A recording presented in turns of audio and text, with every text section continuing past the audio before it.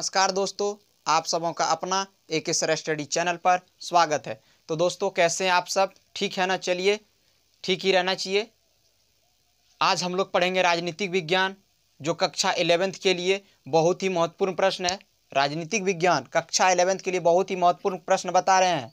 और एक बात कान खोल के सुन लो सभी बच्चे, यदि किसी भी सब्जेक्ट में फेल कर गए कक्षा 11th में, तो बाबू कंपार्टमेंट का नौबत नहीं है कि नहीं हम कंपार्टमेंट देके पास नहीं कर। तो ये भूल कभी ना करना। ये सिस्टम जैक द्वारा हटा दिया गया है, ये सिस्टम जैक द्वारा से हटा दिया गया है, क्योंकि अब 8 में आप दे सकते हैं, जी हाँ 10th में दे सकते हैं, 11th में आप नहीं दे सकते हैं। आप एक साल पूरे बैठना पड़ जाएगा, इसलिए एक साल आप लोगों को बैठना नहीं है। फटाफट एक सर स्टडी चैनल को सब्सक्राइब करें और जैक परीक्षा से संबंधित प्रश्न आप लोग जानने का प्रयास करें। तो मैं आप सबों से उम्मीद करता हूं कि जिन भाइयों बहनों ने एक सर स्टडी चैनल को सब्सक्राइब नहीं किया है, फटाफट बेल आइकन दबाकर चैनल को सब्सक्राइब कर लें। तो आइए दोस्तों, आज हम लोग देखते हैं कि पॉलिटिकल साइंस वालों को क्या पढ़ना है, ठीक ना। हम चैप्टर बाय चैप्टर बताएंगे, ये पहला चैप्टर का है। तो आइए हम देखते हैं क्वेश्चन क्या है। क्वेश्चन देखते हैं, पहला क्वेश्चन क्या है। अरे संविधान से दे दिया, चलो बहुत इंटरेस्टिंग चैप्टर है, आगे देखते हैं। क्वेश्चन देखो, क्वेश्चन नंबर 1, भारतीय संविधान का कौन सा भाग उसके मौलिक दर्शन का उल्लेख करता है। क्वेश्चन समझो, भारतीय संविधान का कौन सा भाग उसके मौलिक दर्शन का उल्लेख करता है। तो इसका आंसर क्या हो जाएगा? प्रस्तावना। क्या हो जाएगा? प्रस्तावना। क्वेश्चन समझो क्या बोल रहा है, मौलिक दर्शन। यहां देखो मौलिक दर्शन, तो किसका मौलिक दर्शन बोल रहा है? तो भारतीय संविधान का मौलिक दर्शन। ठीक, दर्शन यानी कि पूजा, समझता है ना, पूजा। पूजा जैसे अरे कहाँ जा रहा है तुम लोग? बाबा मंदिर जा, क्या करने? अरे दर्शन पूजा करने जा। तो ठीक उसी प्रकार समझ लो कि मौलिक दर्शन, ठीक, किसका मौलिक दर्शन? तो संविधान का। तो कहाँ उल्लेख किया गया है? तो उसका उल्लेख प्रस्तावना में किया गया। क्वेश्चन नंबर 1 पूरी तरह से समझ गए? फटाफट कमेंट करो। चलो बहुत अच्छा। अगला क्वेश्चन है, 26 जनवरी 1950 ईस्वी को भारतीय गणतंत्र की सही संवैधानिक स्थिति क्या थी? क्वेश्चन दोहरा रहे हैं, 26 जनवरी 1950 ईस्वी को भारतीय गणतंत्र की सही संवैधानिक स्थिति क्या थी? तो आंसर इसका क्या होगा? संपूर्ण प्रभुत्व लोकतंत्रात्मक गणराज्य। ठीक, संपूर्ण प्रभुत्व संपन्न लोकतंत्रात्मक गणराज्य। ठीक, अगला क्वेश्चन देखते हैं, यह प्रस्तावना संविधान का अमूल्य अंग है, यह किसका, यह संविधान की कुंजी है, यह किसने कहा था? ठीक, क्वेश्चन दोहरा रहे हैं, यह संविधान, ठीक, प्रस्तावना का अमूल्य अंग है। देखो संविधान जो है ना, प्रस्तावना का अमूल्य अंग है। जैसे पूरे शरीर में हमारे आंख का जैसे सबसे बड़ा अहम भूमिका है, रोल है देखने का, दिमाग का सोचने का, ठीक उसी प्रकार प्रस्तावना का अमूल्य अंग है संविधान में। तो यह कथन किसने कहा था? तो पंडित ठाकुरदास भार्गव। किसने कहा था? पंडित ठाकुरदास भार्गव। ठीक, अगला क्वेश्चन देखते हैं, संविधान की किस अध्याय में कहा गया है कि भारत एक धर्मनिरपेक्ष राज्य है? क्वेश्चन दोहरा रहे हैं, संविधान के किस अध्याय में कहा गया है कि भारत एक धर्मनिरपेक्ष राज्य है? तो किसमें कहा गया है? प्रस्तावना में। जैसे कहा, क्या कहता है? हम भारत के लोग, ठीक ना, है ना, हम भारत को एक संपूर्ण पंथ निरपेक्ष गणराज्य, ऐसे कुछ दिया हुआ है। तो कहां से प्राप्त हुई है? तो प्रस्तावना से। अगला क्वेश्चन देखते हैं, प्रस्तावना को संविधान की राजनीतिक कुंडली किसने कहा? देखो प्रस्तावना को संविधान की राजनीतिक कुंडली किसने कहा? किसने कहा? किसने कहा? कमेंट करो फटाफट। नहीं पता है, किसी का कमेंट नहीं आ रहा है, क्या बात है? नहीं पता है, कोई बात नहीं। तो किसने कहा? के.एस. मुंशी। किसने कहा? के.एस. मुंशी, के.एस. मुंशी। चलिए अगला देखते हैं, 42वें संशोधन द्वारा संविधान की प्रस्तावना में किन शब्दों को जोड़ा गया? देखो संविधान में हम जोड़ भी सकते हैं, कुछ अच्छा ये योजना वगैरह आ जाता है ना, कुछ अच्छा कानून जैसे बनता है तो उसे हम संविधान में जोड़ सकते हैं। तो 42वें संशोधन में क्या जोड़ा गया? तो उसको जानने के प्रयास, 42वें संशोधन द्वारा संविधान की प्रस्तावना में किन शब्दों को जोड़ा गया? तो किन शब्दों को जोड़ा गया? धर्मनिरपेक्ष समाजवादी, धर्मनिरपेक्ष समाजवादी। चलिए अगला देखते हैं, ठीक ना, इनमें से संविधान की प्रस्तावना में किन उद्देश्य का उल्लेख नहीं है? तो यहाँ 4 ऑप्शन दिया है, ठीक ना, 4 ऑप्शन दिया है। एग्जाम में एकदम इसी तरह 4 ऑप्शन रहेगा, चारों में से एक को टिक मारना है, फिर ढंग से उसको ऐसे गोल गोल करके रंगना है। ठीक, तो पहला ऑप्शन क्या है देख लेते हैं एक बार क्वेश्चन फिर से। इनमें से संविधान की प्रस्तावना में किन उद्देश्यों का उल्लेख नहीं है? तो किनका उद्देश्य नहीं है? स्वतंत्रता, ये आंसर होगा, ये होगा तो फटाफट कमेंट करो। नहीं, ठीक है।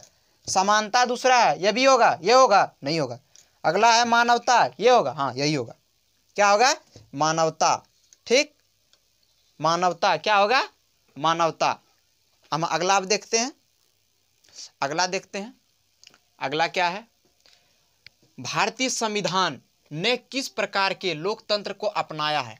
भारतीय संविधान ने किस प्रकार के लोकतंत्र को अपनाया है? तो किस प्रकार के लोकतंत्र को अपनाया है? लोकतांत्रिक गणतंत्र, यानी कि लोकतांत्रिक गणतंत्र को अपनाया है। ठीक, अगला देखते हैं।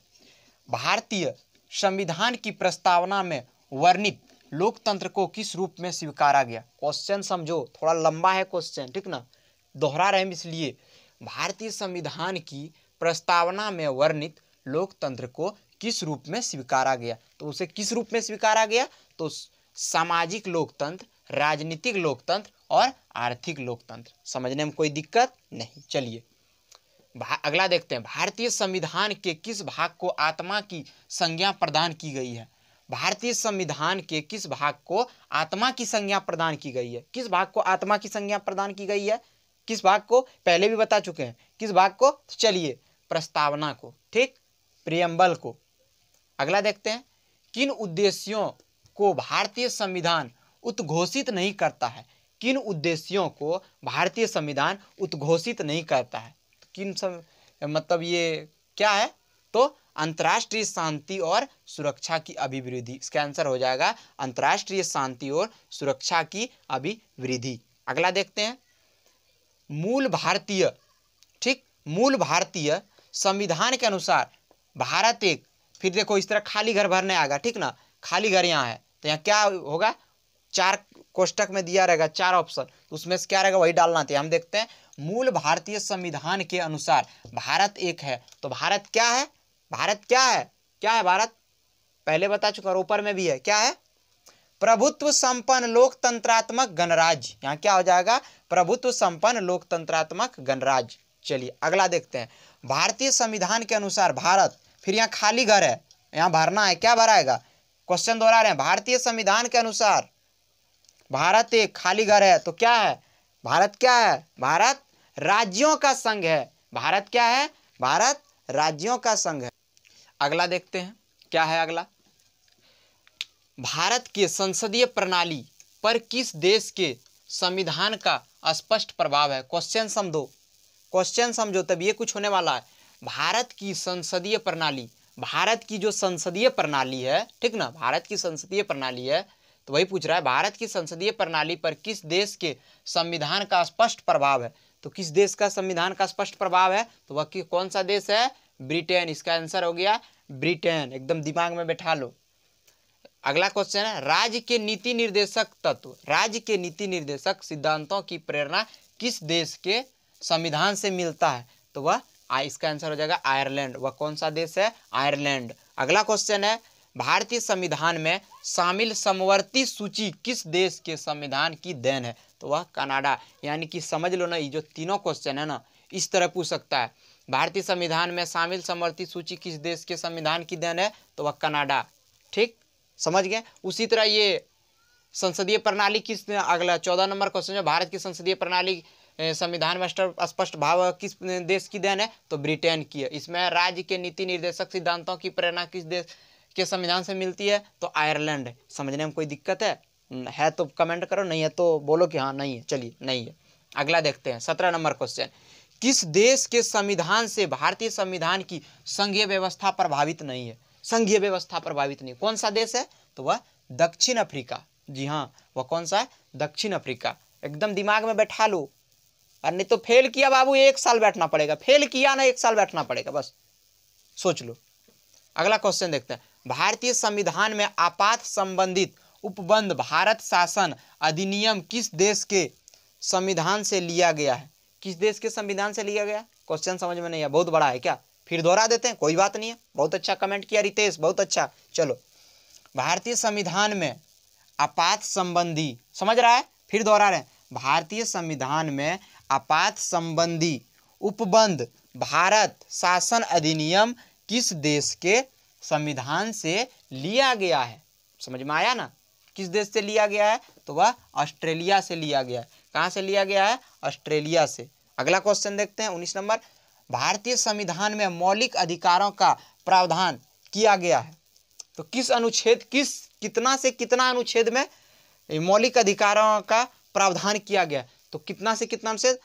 अनुच्छेद 12 से, देखो 12 से 35 अनुच्छेद, 12 से 35 तक मौलिक अधिकारों का प्रावधान किया गया। ठीक, चलिए अगला देखते हैं 20 नंबर क्वेश्चन, भारतीय नागरिकों के मौलिक अधिकारों को संविधान के किस भागों में लिखे हैं? देखो, भारतीय नागरिकों के मौलिक अधिकारों को भारतीय संविधान के किस भागों में लिखे हैं? तो वह किस भागों में लिखे हैं? संविधान के तीसरे भागों में लिखा हुआ है। ठीक, संविधान के तीसरे भागों में लिखा हुआ है।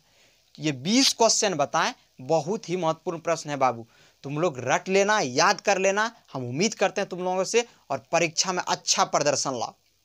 ठीक ना, परीक्षा में अच्छा प्रदर्शन लाओ, ताकि हम गर्व से कह सकें कि नहीं, ये बच्चे लोग मेरे बनाए हुए वीडियो से, मेरे पढ़ाए हुए क्वेश्चन से सहमत हैं। ठीक ना, तब जाके इतना अच्छा परसेंटेज, इतना अच्छा मार्क्स ला सके। तो दोस्तों, आप सबों ने मुझे इतना दूर तक पहुंचाया है, आप सबों का आशीर्वाद मुझे बहुत ही अच्छी तरह से मिल रहा है, ये कमेंट से पता चल रहा है। ठीक ना, हम चाहते हैं कि आप सब अपना प्यार, आशीर्वाद, दुलार इस तरह बरसाए रखें मेरे ऊपर, ताकि बहुत जल्दी से जल्दी हम आप सबों के बीच लाइव क्लास लेके आएँ। जब लाइव क्लास लेके आ जाएंगे तो फिर टेंशन मुक्त रहेगा तुम लोगों का। ठीक ना, तो चलिए, बहुत बहुत धन्यवाद, बहुत बहुत धन्यवाद। जिन लोगों ने मेरा चैनल सब्सक्राइब नहीं किए हैं, मैं फिर दोहरा देता हूं, AK सर स्टडी चैनल को फटाफट बेल आइकन दबाकर चैनल को सब्सक्राइब कर लें, ताकि जैक परीक्षा से संबंधित प्रश्न हम आप सबों तक पहुंचा सके। नमस्कार, धन्यवाद दोस्तों, धन्यवाद।